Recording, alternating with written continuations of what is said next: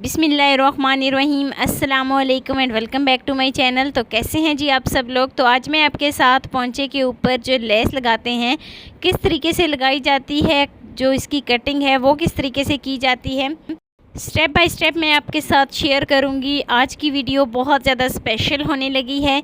तो आज मैं आपको सिखाऊंगी कि लेस जो है वो किस तरीके से लगाई जाती है और इसकी कटिंग कितनी की जाती है, कितनी जो है वो कटिंग होती है। जो ये वाले पोंचे होते हैं जिनके ऊपर हम लेस लगाते हैं तो कितनी जो है वो इनकी कटिंग होती है, किस तरीके से हम इसके ऊपर गुम लेस लगा सकते हैं बिल्कुल सफाई के साथ। तो टाइम को यहाँ पर वेस्ट नहीं करते, बिना टाइम वेस्ट किए वीडियो शुरू करते हैं। लेकिन यहाँ पर आपसे छोटी सी रिक्वेस्ट है कि चैनल पे न्यू है तो चैनल को प्लीज़ जल्दी से सब्सक्राइब कर दें और बेल आइकॉन को प्रेस कर दें ताकि मेरी डेली की वीडियो आप तक पहुँच सके। तो यहाँ पर मैंने नाप वाली ये वाली शलवार ली है, उससे तकरीबन एक तो मैंने उसके साइज़ का निशान लगाया है और जो दूसरा निशान मैंने लगाया है ना वो यहाँ पर मैंने 1 इंच एक्स्ट्रा निशान लगाया है। तो पोंचे वाली साइड पे यहाँ पर मैं 1 इंच जो है वो छोड़ दूँगी, पोंचे वाली साइड पे भी 1 इंच छोड़ूंगी और जो साइड इसकी बनती है ना, जहाँ से ये जो है वो लंबाई बनती है वहाँ पे भी हम 1 इंच एक्स्ट्रा छोड़ के तो इस तरीके से इसकी कटिंग कर लेंगे। तो बिल्कुल इस तरीके से हम सारी जो है वो कटिंग कर लेंगे। तो ऊपर की जो फोल्डिंग है वो यहाँ पर मैंने कर ली है और ऊपर जो है ना फोल्ड वो मैंने तकरीबन यहाँ पर 3 इंच किया है, क्योंकि हमने पोंचों के ऊपर भी फ़ोल्ड करना था और इस ऊपर नाफ वाली जगह पे भी फ़ोल्ड करना था। तो इसलिए यहाँ पर मैंने 3 इंच जो है वो ऊपर की जानिब फ़ोल्ड किया है, जो कि नाप में सारा नहीं आएगा। नाफ के अंदर सिर्फ और सिर्फ 1 से 1.5 इंच आएगा, बाकी जो है ना वो हम इससे पोंचे अपने बनाएंगे। तो ये शलवार जो थी ना उसकी लंबाई थोड़ी सी ज़्यादा थी, मैंने 1 से 2 इंच जो है उसकी कम रखी है।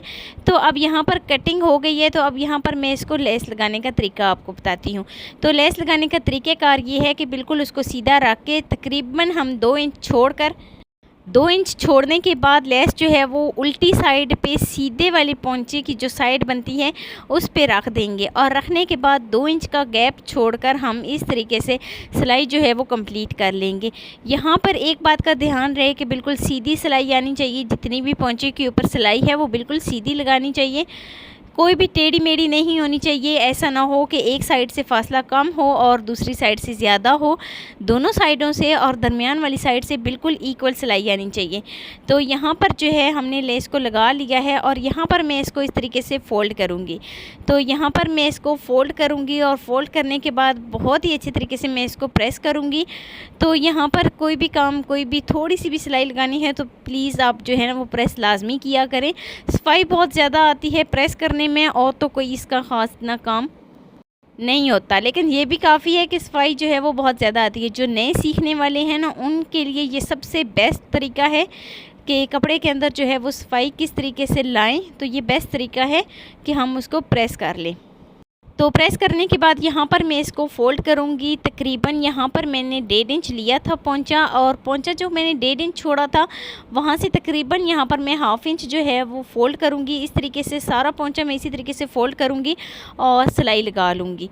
तो यहाँ पर मैंने प्रेस किया है बहुत ही अच्छे तरीके से। प्रेस करने के बाद 1 इंच हमारे पास छूटा है और 1 इंच पे हम इस तरीके से अपनी सिलाई जो है वो कंप्लीट कर लेंगे। तो यहाँ पर मैंने फ़ोल्ड किया है, फ़ोल्ड करने के बाद यहाँ पर जो है वो मैंने सिलाई लगा दी है।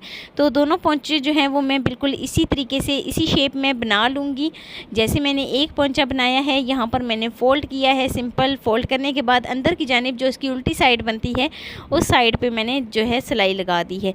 तो लेस जो थी ना वो हमने उल्टी साइड की लगाई थी, लेकिन जब हमने इसको फ़ोल्ड किया था ना तो वो सीधी साइड उसकी बन गई थी, सीधी साइड जो है वो लेस की आ गई थी। तो बिल्कुल इसी तरीके से यहाँ पर जो है वो मैं अंदर की जानिब इस तरीके से फ़ोल्ड करूँगी और फ़ोल्ड करने के बाद बहुत ही सफाई के साथ जो है वो लेस लगा लूँगी। तो आप देख सकते हैं बहुत ही सफाई के साथ जो है वो हमारी लेस लग गई है। तो अब हम क्या करेंगे कि सिंपल इसको पोंचे को इस तरीके से फ़ोल्ड करेंगे और फ़ोल्ड करने के बाद यहाँ पर मैं जो है 1/2 इंच छोड़कर तो यहाँ पर सारी सिलाई जो है वो कंप्लीट कर लूँगी। अंदर की जानिब जो सारी सिलाई है वो 1/2 इंच का गैप छोड़कर 1/2 इंच का कपड़ा छोड़कर तो मैं सारी सिलाई जो है वो अपनी लगा लूँगी। तो ये वाली सिलाई जो है वो मैं एक पोंचे से शुरू करूँगी, तो सारी सिलाई जो है वो हम लगा लेंगे दूसरे पोंचे तक और यहाँ पर मैं डबल सिलाई लगाऊंगी। तो अगर आपको शलवार की कंप्लीट कटिंग और स्टिचिंग देखनी है तो वो आप मेरे चैनल पे विज़िट करें, तो वहाँ से आप जो है वो देख सकते हैं। मैंने वो ऑलरेडी जो है वो वीडियो अपलोड की हुई है अपने चैनल पे। तो मैंने कंप्लीट शलवार की कटिंग और स्टिचिंग जो है उसकी वीडियो अपलोड की है, तो आप प्लीज़ वो वाली वीडियो मेरी ज़रूर चेक करेगा। तो आप मेरे चैनल पे विज़िट करें और देखें कि मैंने बच्चों की फ़्रॉक्स भी बहुत से डिज़ाइन में जो है वो बनाई हैं। तो चैनल पे ज़रूर विज़िट कीजिए। और यहाँ पर जो है वो हमारी सिलाई कंप्लीट हो जाती है। यहाँ पर मैं इसको डबल सिलाई लगाऊंगी और यहाँ पर मैं इसको डबल सिलाई लगाने के बाद मैं आपको इसकी फ़ाइनल लुक दिखाती हूँ। बहुत ही आसानी के साथ मैंने आपको सिखाया है कि पोंचे के ऊपर लेस किस तरीके से लगाई जाती है, इसकी कटिंग कितनी की जाती है, किस तरीके से की जाती है।